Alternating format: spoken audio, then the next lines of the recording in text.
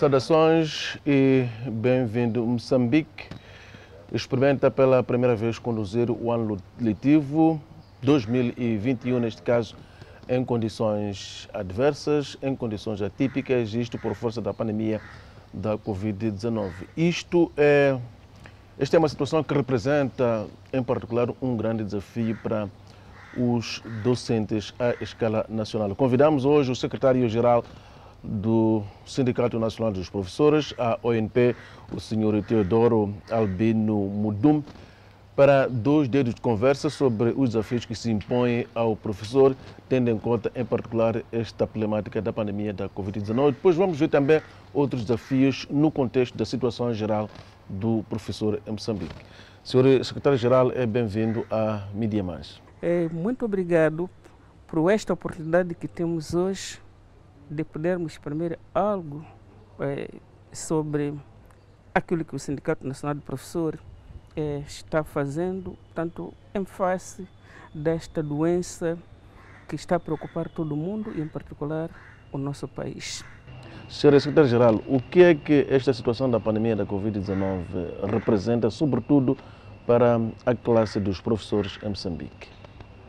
Para a classe dos professores em Moçambique, para nós é um desafio muito grande. Em Moçambique, a doença chegou um pouco tarde relativamente aos países europeus.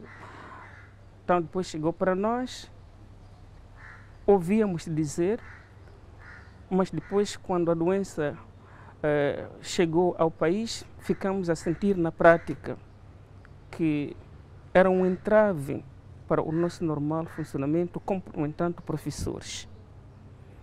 Tivemos que nos reinventar, tanto para podermos trabalhar. O medo sim, mas pelo menos traçar ações concretas para podermos ultrapassar este medo, porque senão a doença havia de nos derrotar.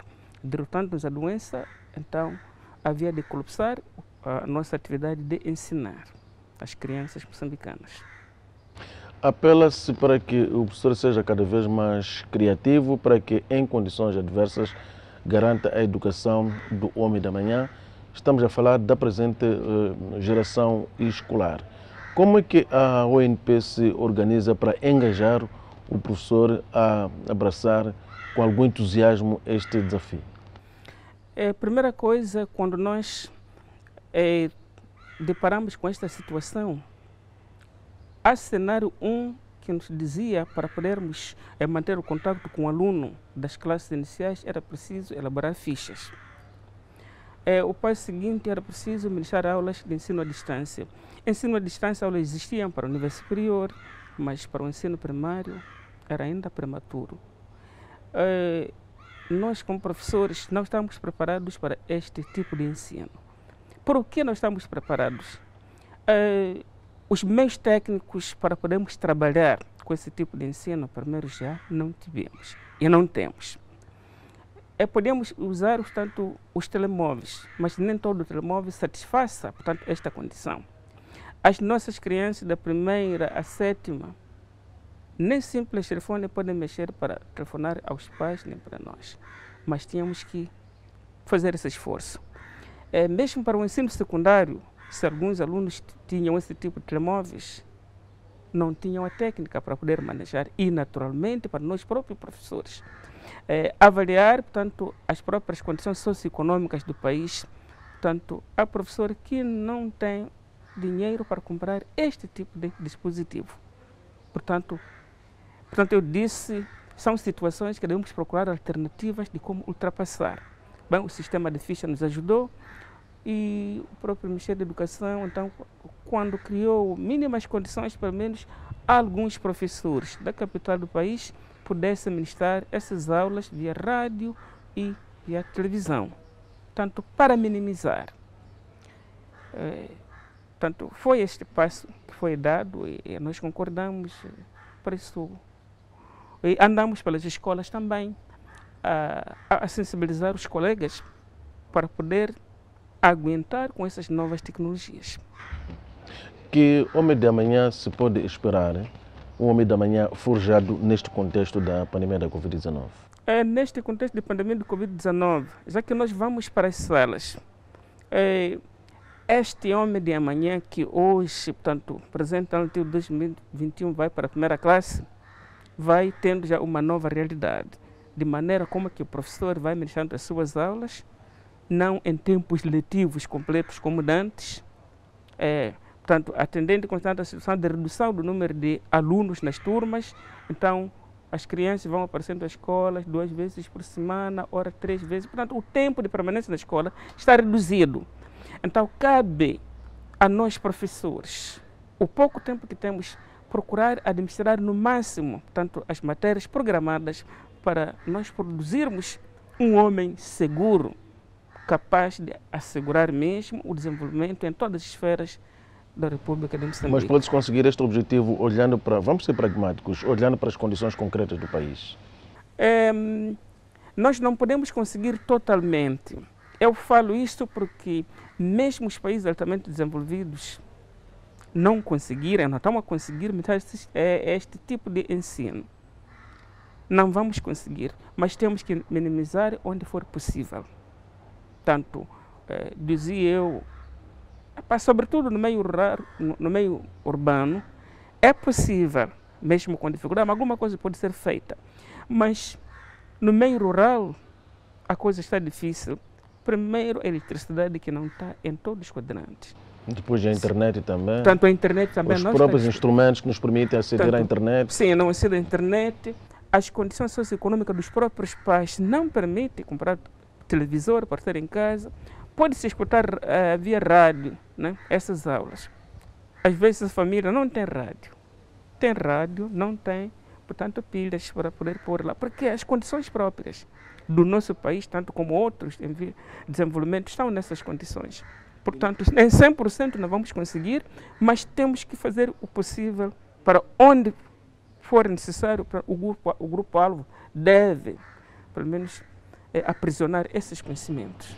Portanto, podemos concluir que as condições ou as soluções que foram sendo adotadas para lidar com a situação não terão tido em conta aquilo que é a situação real do país. Porque Maputo é diferente de Marupa no Niassa, é diferente de Muidumbe em Cabo Delgado, etc, etc. Foi uma alternativa encontrada pelo governo para não ficarmos de braços cruzados. Portanto, a medida assim, mas onde for possível. E para isso, várias instruções ministeriais, mesmo presidentes, diziam: onde não houver condições para a reabertura das aulas, é melhor que as crianças fiquem em casa. Portanto, significa o governo, nós professores também estamos conscientes que lá em Marupa, ou lá em Negumano, ou em Zumbo, essas condições não existem. Sim. Que homem da manhã podemos esperar com esta situação em concreto? Se já muito antes da pandemia da Covid-19, era intenso o debate sobre a qualidade do aluno, a qualidade do estudante que o país consegue produzir hoje. Aqui podemos pensar de duas maneiras. Há um professor e um aluno em constante permanente na escola, estão recebendo essas aulas. Ele chega em casa, desleixa-se, conta que o TPC pode ser resolvido por um colega, ele apenas vai copiar. Era outro tipo de pensamento. Mas agora há outro que diz que o ensino está centrado no aluno. Ele próprio tem que fazer esforço. Imagina então receber um TPC, está distante dos amigos. O tempo de permanência na escola é curto. Ele vai se esforçar para perceber aquela matéria, porque 2 vezes por semana que vai se encontrando com o docente, ele vai se esforçar, então poderá por si próprio se empoderar. Portanto, eu ainda não sou pessimista nesse assunto. Acredito que aquelas crianças estiverem nesse sistema de ensino, alguma coisa vai melhorar, porque ele vai contar com o esforço individual dele próprio. Sim. E aí qual é o papel dos pais? Porque uma criança que inicia hoje, portanto, o processo de ensino, mesmo aquelas crianças que já estão há algum tempo, não estão suficientemente preparadas para ter a consciência plena sobre a necessidade de cumprir com os deveres que foram atribuídos na escola, deveres que devem ser cumpridos já a nível de casa. iria para lá mesmo. Para o sucesso de qualquer sistema de ensino, é preciso, portanto, que tenha as bases assentes nos pais encarregados de educação. Porque a tarefa do pai é de educar o seu filho e a tarefa do professor é de ensinar. Ensinar é instruir com regras próprias. Mas em casa ele recebe a educação, portanto, aquela informal, que vale dizer, pelo caminho da escola, respeita os colegas da sua idade, partilha o pão, as pessoas mais adultas que você tem que saudar. Quando chegar na escola, considere o professor como um pai. Lá na escola, ele é o primeiro pai. Qualquer situação é com ele. Então, se estes ensinamentos começarem a partir da casa, e em alguns dos casos, o pai não sabe ler e escrever, mas tem que mandar a criança à escola e apertar. Basta o pai dizer assim, ok, quero ver a matéria que aprendeu hoje. Ele nem sabe se aquela página tem data ou não tem data, mas o filho assusta. O meu pai quer ver o que escrevi hoje. Então, ele vai se preocupar. Então, é dali onde digo que para o sucesso, nós como professores, primeiro os pais têm que participar em grande medida. Não só os pais, a sociedade em geral. Assim, a qualidade de ensino pode melhorar, não só contar com o professor, mas toda a sociedade em geral. E nós assumimos isso quando se fala do professor. O professor não sabe ensinar. O professor é o mesmo dos anos 80, é este que ainda não se reformou, está a trabalhar. Como é que agora ele não consegue transmitir os conhecimentos convenientemente? Então, alguma coisa não está a andar bem. Não só por parte de nós, professores, primeiro a própria sociedade. Não é tempo para, talvez não foi espaço para reclamar, mas nós, professores, quando andamos nas ruas e ouvir, esses professores de hoje são assim, esses professores de hoje são assim, lamentamos bastante. Aquele que meio que passou nas nossas mãos, hoje está a nos falar mal. Mas o que fazer? Portanto, é uma classe que as pessoas estão a desprezar, mas esta classe produz quadros. Diz o velho ditado que a educação começa em casa e completa-se na escola. Sim. Este professor, que hoje é chamado a desafiar os efeitos da pandemia da Covid-19, qual foi o nível do seu envolvimento, nem que seja a nível, portanto, do sindicato, do seu envolvimento no processo de preparação do programa de ensino neste contexto da pandemia? Ou foi totalmente ignorado? Neste processo, tanto em face da pandemia do Covid-19, um número significativo de professores ficou capacitado para poder aguentar essa fase. Eu falava anteriormente que há colegas que estão a dar aulas via televisão, aulas via rádio. Então, primeiro passaram por uma preparação para poder ministrar aquelas aulas. Mas há um que está no terreno, lá na aldeia. Este professor se acompanhou pela rádio, portanto, é a mesma matéria que ele vai replicando. No outro dia, o TPC que vos dei, aquilo que acompanha na rádio, ou 16 horas, liguem ou sintonizem a televisão, vai acompanhar. Para aqueles que têm essa possibilidade, um telefone com dispositivo apropriado, você pode assistir a essas aulas. Portanto, houve, mas esta preparação não foi abrangente, não cobre o universo dos professores do país. O país é muito grande, mas também as condições técnico-materiais para iniciar desse tipo de processo de ensino e aprendizagem não existem. E como é que o professor foi envolvido, sei que foi envolvido, em todo o processo visando identificar as soluções ideais para o contexto atual? Eu, pessoalmente, fiz parte de equipas de verificação das condições, portanto, de retoma das aulas.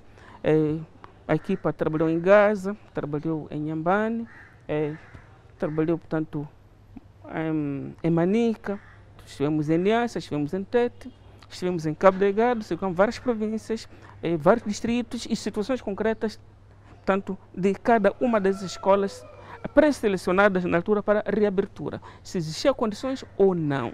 Reunimos com colegas professores, ficamos a nos aperceber que nós, como sindicato, acompanhamos o processo e algumas ações de preparação. Nós participamos nas reuniões, portanto, com os técnicos do Ministério da Educação, para nos informar o que planificaram quais são os novos desafios que o professor, portanto, teria que encarar e se envolver nesse processo. Portanto, por isso para nós não ficou ignorado o processo. Não ficou ignorado. Qual é a situação do professor hoje em Moçambique?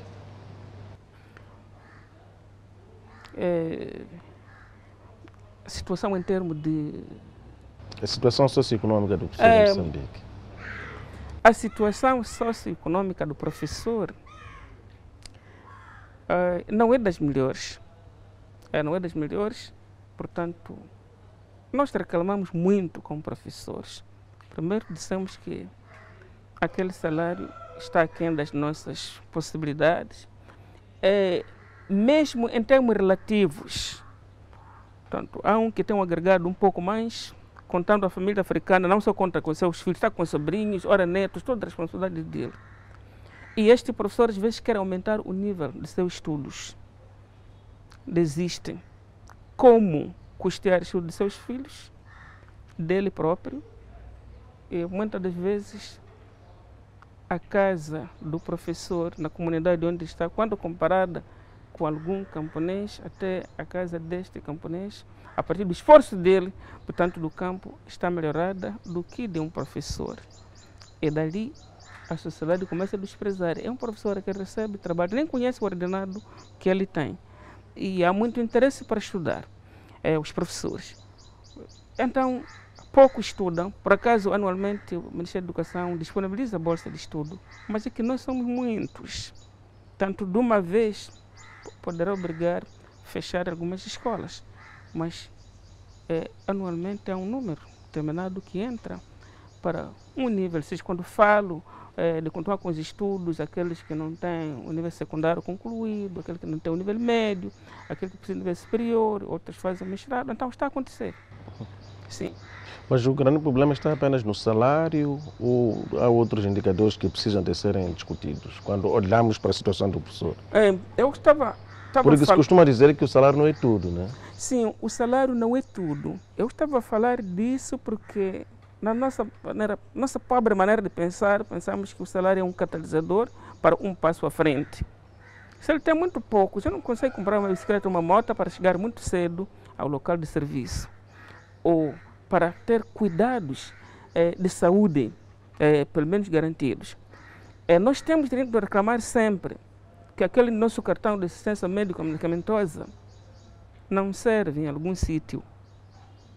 É um assunto que estamos a falar há vários anos, os descontos continuam, mas nas unidades sanitárias pode apresentar aquilo, não tem peso. Estamos a sofrer. Estamos a falar de unidades sanitárias também do setor público. Sim, é do setor público, sim. Do setor público. Está a acontecer. Mas não tem peso por quê? Não tem peso. A gente vai para lá e, por exemplo, marcou consulta. Então, esse medicamento não tem. É numa farmácia pública, não tem. Dentro do hospital, não tem. Tem que ir comprar fora.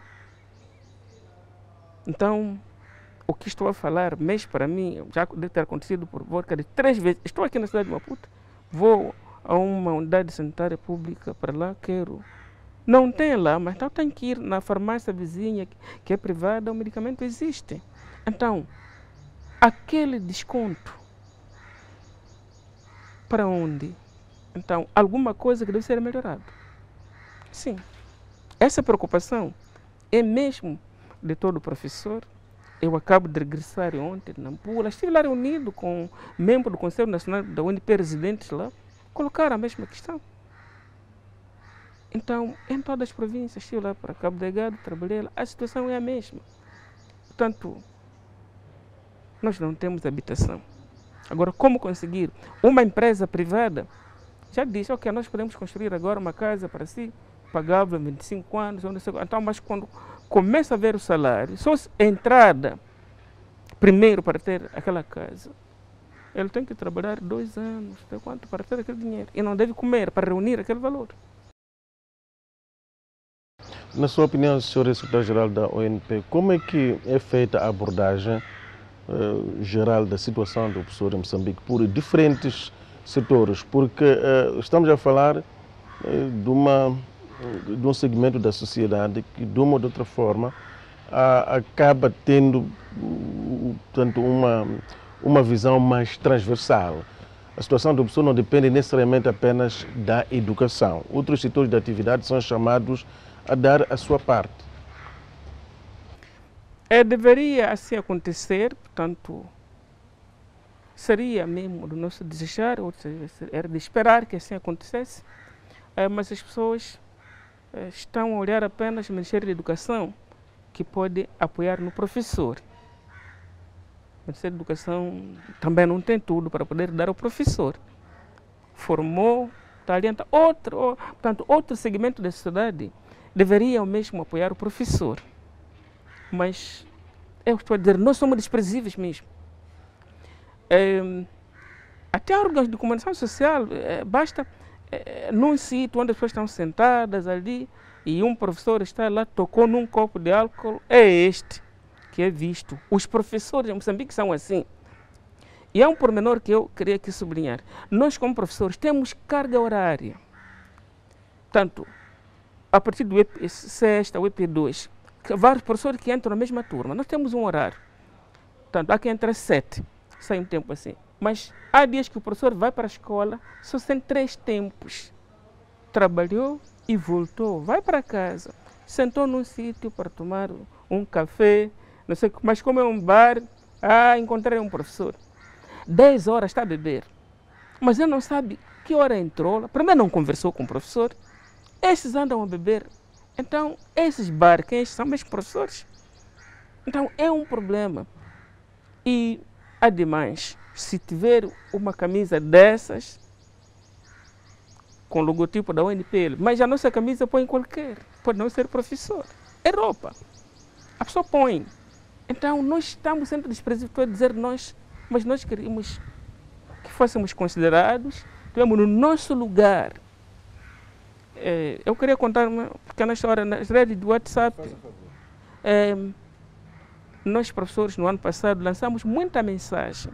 São mensagens de choro para as pessoas reconhecer o nosso papel de educador. Nós educamos a criança, educamos o jovem, educamos o adulto. Educam o presidente de amanhã. Sim, educamos o presidente de amanhã. Entretanto, as pessoas começam a nos falar mal. Então, os colegas lançaram, na minha opinião, são boas mensagens. Que a nós que chamamos de desprezar, esquecem que nós formamos o motorista, o servente do seu bar, o empresário, o ministro. Mas alguém insurgiu, não é assim, vocês estão a discriminar, não sei quando. Então, a pessoa não quer nos reconhecer. Eu não quero citar, mas uma fonte, um funcionário, postou até mais dele, mas, ok, é isto, nós estamos a falar. Não é porque estamos a desprezar jornalistas, mas também passaram por nossas mãos.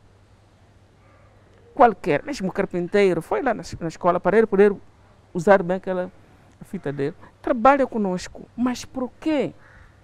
Viram, estão a nos falar mal, amanhã estão a trazer o filho. Eu mesmo que não sei ensinar, estão a me trazer o filho amanhã para educar. Às vezes vai para a escola, daí sai, pronto, eu fico um monstro que não serve para nada. Não. E como é que são as crianças? Então algumas crianças começam, professor, são assim, acusam-nos de coisas que não fazemos. Então, a sociedade devia mudar. Considerar nós como construtores da sociedade de amanhã. O professor já beneficiou de um estatuto social que traduzia um certo reconhecimento por parte da sociedade. Podemos recuar um pouco para o período antes da independência e nos anos que seguiram tanto a proclamação da independência nacional. Este estatuto que conferia um certo respeito pelo professor, onde é que se perdeu? Eu não tenho a prática do professor do tempo colonial, apenas pelos livros. Eu sou professor desde os anos 80. O estatuto do professor ficou bem trabalhado. Não, aqui não estamos a falar do estatuto escrito, mas o estatuto da sociedade, a forma como a sociedade encarava o professor. Sim. Os meus professores, no tempo, quando eu era aluno deles, os professores eram bem respeitados. E onde é que se perde este respeito? Eram bem respeitados. Eu acho que a conjuntura do mundo e do país em particular, nós estamos a apanhar esses princípios. Eu vou dizer o seguinte, um professor, naquela altura, aliás, eu por não ter feito o TPC, o professor puxava a orelha para mim. Ia dizendo em casa, eu fui puxar a orelha para o professor, disse, não, você tem que aprender para o professor não puxar a orelha. Você precisa estudar. Então, e para nós, quando eu estava a estudar, o que fazíamos? O professor dava uma enxada para limpar a escola, quer dizer, saneamento do meio. Sim, os alunos até um certo período, até um certo tempo do país é que cuidavam da limpeza da escola e de tudo que era preciso fazer na escola. Estudei no centro internato, não fez TPC. Isto acontecia mesmo fora dos centros internatos? Sim, no tempo livre. Você ficou assim, sem fazer TPC. Ok, como não quero aprender? Agora pega a enxada, vai limpar ali, tira aquele lixo aí. Então você, meus colegas estão na sala e eu estou a perder. E o professor dizia, a matéria que agora ministrei, o TPC está com seus colegas, amanhã tem que resolver. Então eu ficava assim, eu não fiz TPC. Primeiro, a explicação do professor nem percebi. Então tinha que apertar um colega, peço ajuda. Como é que explicou? Para encontrar alguma regra que me permitisse resolver o TPC. Então o meu pensamento, a consciência do outro, nós estávamos alinhados. Então o professor era um pai, nós contamos um ídolo, para poder, tanto no processo de ensino e aprendizagem. Fomos caminhando, mas depois perdemos estes valores morais com o tempo. Então, dali para cá estamos a ficar sem esse peso. E terá havido alguma preocupação do Sindicato Nacional dos Professores de tentar se aperceber da razão desta degradação do estatuto social do professor? Nós... E também o professor tem que fazer a sua parte para merecer respeito da sociedade. Nós fazemos parte. É assim, eu tive várias capacitações através da OTM Central Sindical, que o professor que falta à escola, ele não aparece na escola, precisa de ser ouvido. Por que ele está a faltar à escola, por exemplo?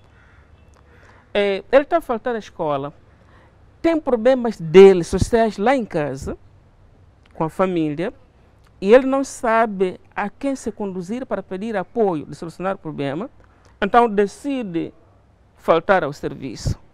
É bom professor, mas ficou por causa desses problemas. Não pode planificar, vai assim, então está prejudicando os alunos lá. E quando as pessoas chamam, as pessoas estão preocupadas de dizer o seguinte, marcamos falta, vamos descontar. Chegados 90 dias está expulso. O problema da pessoa não está sendo entendido. Há casos que eu trabalhei mesmo com colegas professores. Por que o professor não está a planificar como ele não vai trabalhar? Por quê? Nenhuma progressão está a acontecer, estou formado há bastante tempo. Então estou estagnado. Os outros conseguem progredir ou mudam de carreira. Agora eu o que faço?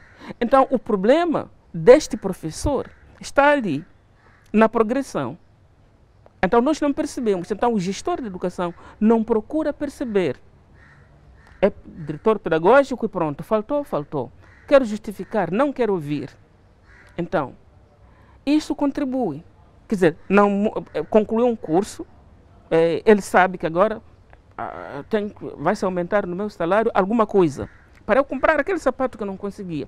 Mas ele está ali, submete, portanto, documento a um concurso, não vê resultado, ou sai outro, ele não sai. Então, esses problemas, nós como ONP dizemos que são problemas profissionais, que esse colega deve ser entendido, primeiro. Mas também aconselhar que não é solução faltar para lá. Se é um problema social em casa, há pessoas da comunidade que podem lhe ajudar. Se é um problema, neste caso, é profissional, ele tem que apresentar lá na escola. Nós temos delegado de disciplina na escola. Temos diretor de classe, temos diretor pedagógico, são pessoas para aproximar. Tem o gestor financeiro. O próprio diretor marca a audiência e diga, não estou a perceber porque que eu estou parado. Sim, então os novos que acabam de concluir são assim. Então são coisas que acontecem.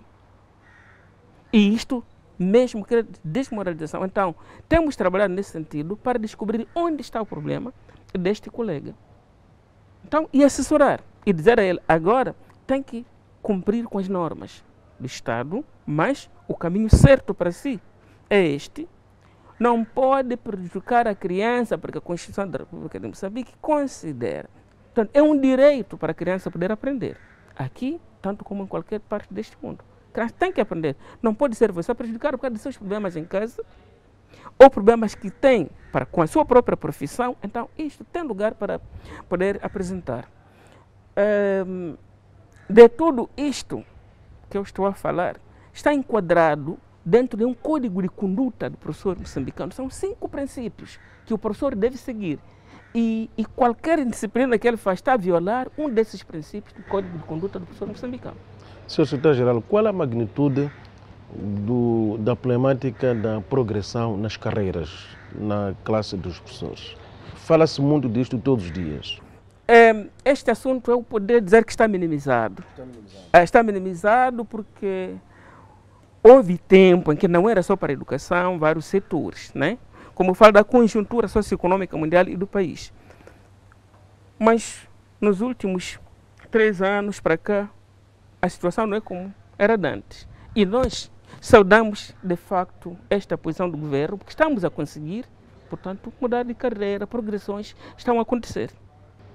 E a pandemia da Covid-19 que obrigou a interrupção das aulas, sobretudo as chamadas horas extras, terá ajudado a minimizar o problema das horas extras não pagas a muitos professores um pouco em todo o país. Não. Ainda há problemas de horas extras? Horas extras existem, mas são alguns focos. Algumas províncias, determinadas escolas, nós, a quanto das comemorações dos 39 anos da nossa ONP, já falamos de horas extras ou turno e meio que existem em algumas províncias, mas o governo promete pagar. Em certos casos, é o problema da informação da escola para serviço distrital. Basta descuidar ali, o professor fica esquecido. Então, quando chega a vez de poder fazer levantamentos, a coisa é outra, já é um acidente. Mas há casos que já foram pagos, horas extras, 2016, algumas províncias já foram pagas, noutras não. Mas sempre somos garantidos que são casos que podem ser resolvidos, porque as pessoas já trabalharam. Qual a abordagem que o Sindicato Nacional dos Professores faz sobre a polêmica, diga-se de passagem, de passagens automáticas, embora se diga que não são passagens automáticas, é progressão? Mas isto no contexto de emergência? Não no contexto de emergência, isto vem já desde há bastante tempo. Em que os professores são obrigados a fazer passar crianças que não estão habilitadas para transitarem da classe, mas é preciso cumprir metas. Nestes anos que nós estamos em consonância com o Ministério da Educação, posso dizer que não há um documento escrito que os alunos têm que passar. Não, isso não convém escrever, nem tudo se deve escrever. Não tem, é uma instrução. O problema é que a aprendizagem é uma orientação política. É por ciclos. Não, a aprendizagem é por ciclo. A criança está na primeira classe, está na segunda, está na terceira. Há um primeiro ciclo, há um segundo ciclo, então eles aprendem por ciclo. Então, considerando esses ciclos, então a criança passa para outra classe, mas ele ainda continua no mesmo sistema de aprendizagem. Agora, traduzido assim, lá fora, desculpa a expressão, esses agora estão a deformar nossos filhos, porque como é que pode passar sem saber ler e escrever? Mas que passou da primeira para a segunda, está nesse primeiro ciclo, o professor já sabe o que deve ser ministrado a essa criança, que passou da primeira para a segunda, em condições mesmo normais, não nas condições de Covid-19 de que estamos a falar. Portanto, é isto que nos baralha bastante. Não é bem isso. E depois também, se há um professor mal entendido, também ele diz que foi obrigado. Não, não está sendo obrigado. Para passar, dizer que arredonda as notas. Mas, Sr. Secretário-Geral, sempre que termina o ano letivo, vamos deixar esta época marcada pela pandemia da Covid-19. Sempre que termina o ano letivo, quando se dá uma volta por algumas escolas, deparamos com essas situações em que muitos professores são obrigados a reverem, portanto, o nível do seu aproveitamento e fazer passar as crianças, porque é preciso cumprir as metas. por uma conveniência, não se sabe lá muito bem se é uma conveniência política ou não, em detrimento da qualidade. Eu não pretendo aqui desmentir categoricamente. Um e outro casos podem acontecer. Pode acontecer, mas para acontecer isso significa que é um grupo de pais, um grupo de docentes que conseguiu acompanhar o processo de ensino e aprendizagem naquela escola, em que os alunos assistiram convenientes aulas, os professores também deram aulas, então tem que questionar. E o próprio regulamento geral do Ministério da Educação para avaliações, vem, se o aluno não está satisfeito com os resultados de um exame, ele pode recorrer. Tem normas próprias, ele pode recorrer. Então, neste processo, pode recorrer 2, 3, 4 alunos. Se a escola é muito grande, pode chegar a ter 10 alunos a recorrer. E quando assim acontece, há uma equipa de professores daquela escola ou de outra que podem pegar aquele exame para irem rever.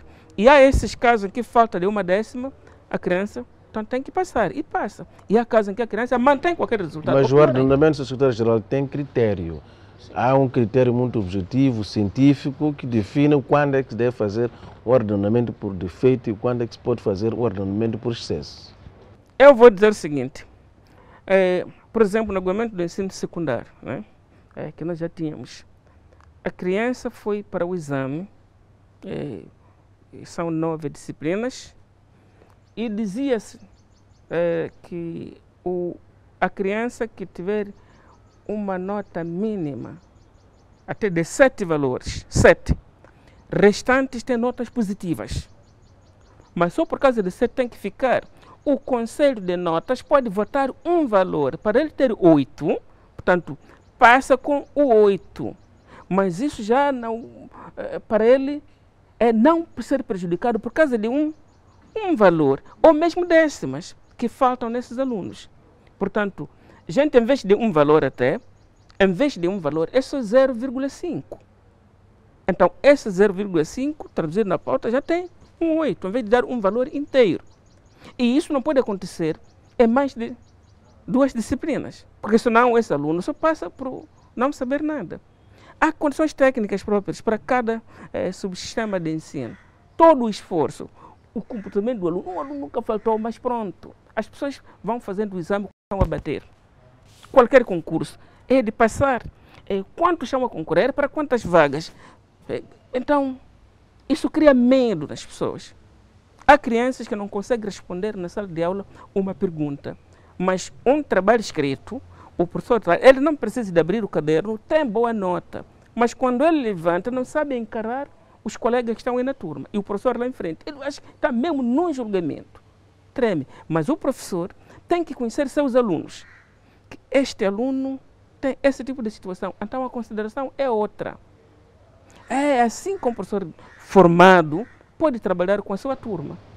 Qual a abordagem que o Sindicato Nacional dos Professores faz da situação da qualidade de ensino em Moçambique?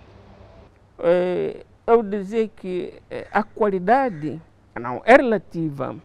É relativa porque eu não posso dizer que não está funcionando, porque nós estamos a ensinar crianças que quando vão para outra classe também conseguem replicar os conhecimentos anteriores, por causa das revisões, ele consegue responder e vai avançando. Portanto, a qualidade desses alunos de ensino, já disse anteriormente, primeiro tem que começar em casa, para a educação dele, cumprir as normas da casa. Se cumprir as normas do regulamento da casa, quando for para a escola também vai cumprir. Estuda assim, inscreve-se assim. Deixar nervosismo em casa, ele vai estudar, então assim é possível, compartilharmos todos nós. Agora, há casos em que é uma aula de biologia, o professor tem que dar as partes do corpo humano, mas o professor está a cantar. São figuras do livro. Já é diferente de ter um manequim lá para ele indicar. Cabeça é isto. Desmontar a orelha e mostrar o antebraço e o braço. Às vezes nos faltam dar aulas de geografia ou de história sem mapa. Isto cria muitos problemas. Dizer a capital do país fica no sul. Então está só a mostrar no espaço. Isto não está a ajudar para o aluno poder perceber. Então significa, nós professores precisamos de meios didáticos nas salas de aulas.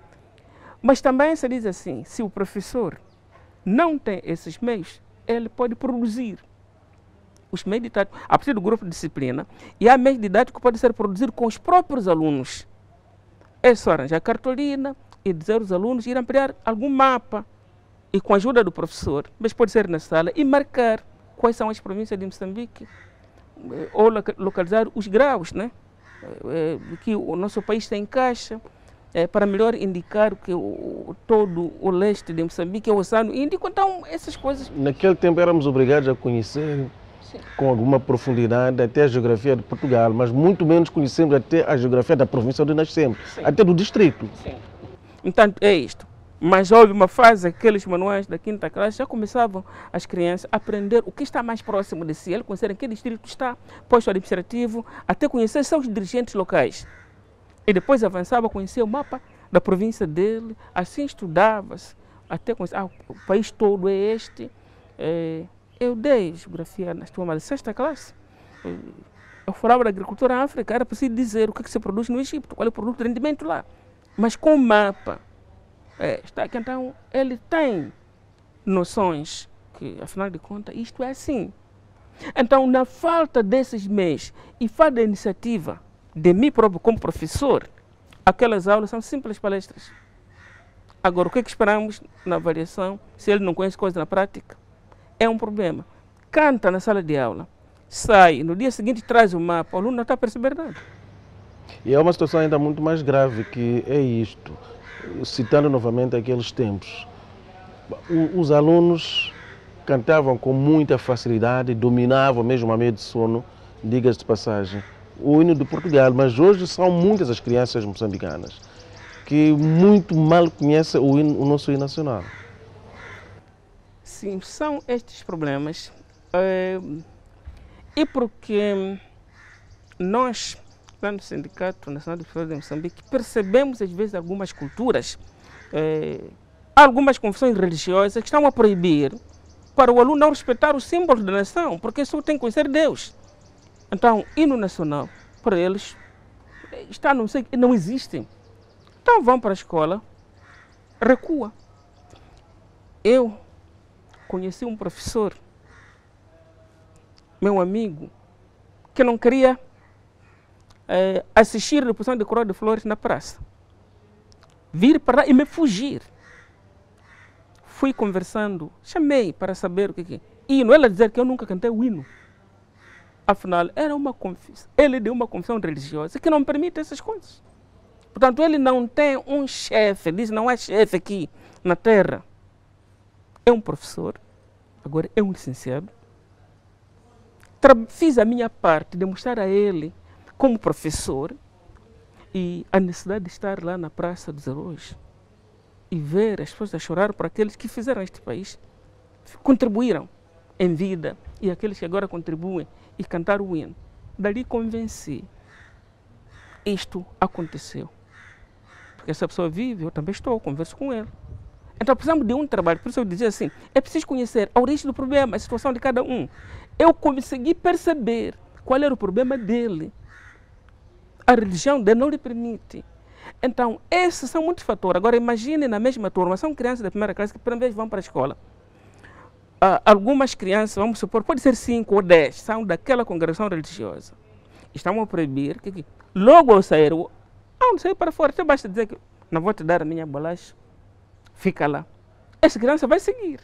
Ficam como, então precisamos de muito trabalho. Quer dizer, nós, professores, para moldar as crianças, é um trabalho muito grande, sobretudo para o ensino primário. Permita-me dizer isso porque estamos a começar mesmo a abecedário, então regras para conhecer a disciplina de um país, como respeitar o professor, a professora, os trabalhadores, os seus colegas de turma, mesmo aqueles mal vestidos, não sei quanto, aquele que esqueceu de tomar banho. Então nós temos muito trabalho. É esse trabalho que a sociedade não reconhece. O que é que na ótica do sindicato distingue o ensino público do ensino no setor privado, ensino privado? A pensar ainda na qualidade. Eu posso falar da atualidade e gostei dessa pergunta porque eu trabalhei ao mesmo tempo numa escola pública e escola privada. Aquele ensino é comercial. É comercial. É o privado. O privado quer dinheiro. Dinheiro dos alunos para pagar os professores. Não tem um fundo de rendimento. O fundo de rendimento é cobrar. Escolas cobram mais, cobram menos, não interessa qual é o nível. Então, a tendência deles é que o professor tem que produzir resultados para agradar aos pais. Então, nós dissemos assim, ok, o professor que dá aulas no ensino público e no privado, ele tem bons resultados no privado do que no Estado. Porque se empenha mais no privado em detrimento do Estado. O dono da escola diz, senhor professor, quer 90%, o próximo ano não continua a dar aulas aqui. Você tem que transmitir bem conhecimentos. Então, ele começa a ver que aquele meu salário ali e um pouco daqui por hora, não sei quanto me paga, aumento, faço alguma coisa.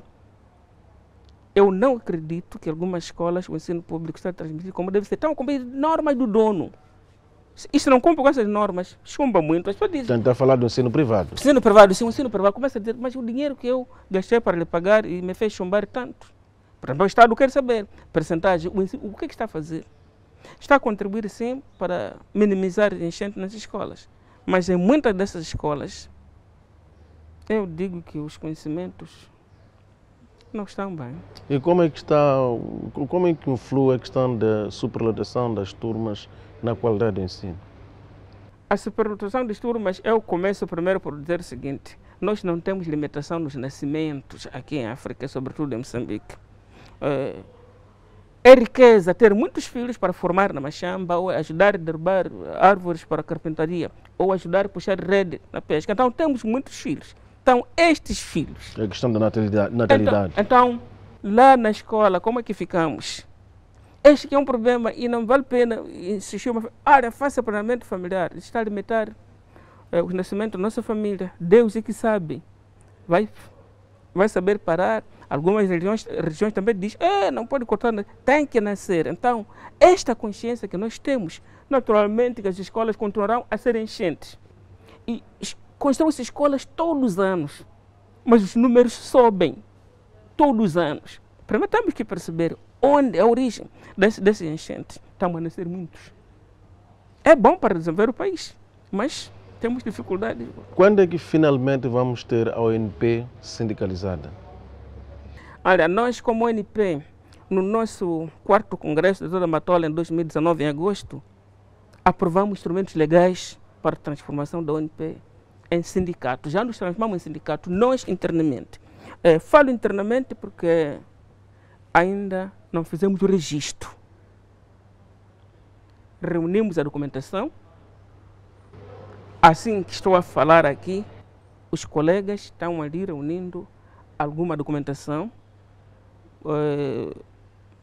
Houve aquela Constituição de 1990, introduziu mudanças nas organizações da sociedade civil. Então, em 1991, no dia 18 de julho, portanto, houve uma lei que entrou em vigor em Moçambique, atualizar associações, organizações sociais que existiam até 6 meses. E a nossa ONP foi atualizar no dia 24 de julho, portanto, desse ano. Então, na base desse documento, nós agora estamos a fizemos também a atualização dos nossos documentos do Congresso. E assim, depositamos no Ministério da Justiça na semana passada, faltando a documentação dos assinantes dessas contas, tratar do registro criminal. Mas o resto conseguimos reunir. Estamos esperançados que, com o apoio do governo, vamos registrar ainda este ano. Senhora Secretária-Geral, há uma questão que não pode ficar de fora, apesar de já estarmos sob pressão de tempo. A pandemia da Covid-19 forçou a extinção, por enquanto, de algumas cadeiras em determinadas classes. Como é que isto pode pesar no processo de formação do aluno? No geral, eu queria dizer que há cadeiras... Ou são cadeiras que a pandemia nos desperta sobre a necessidade de repensarmos nela porque estão em excesso? Há cadeiras, primeiro, complementares para a formação, portanto, das crianças. Não são indispensáveis. Dos alunos. Então, algumas dessas cadeiras, portanto, fica um pouco de lado. Portanto, existem cadeiras profissionalizantes E o aluno às vezes escolhe. Eu quero noções de empreendedorismo. Ele aprende. Então, e como a carga horária está reduzida, e a presença do aluno vai ser 2 vezes por semana, para conseguir reduzir aqueles números de 40 para 20 alunos, então ficaram de lado. A cadeira, por exemplo, de educação física, aquelas precisam de uma convivência dos alunos. Peguem os braços, façam isto. Tem que jogar o futebol 11, tem que se abraçar lá nas escolas. Essas crianças de pequena idade não vão conseguir, portanto, conter-se, porque são mais sociais do que nós adultos, muitas vezes.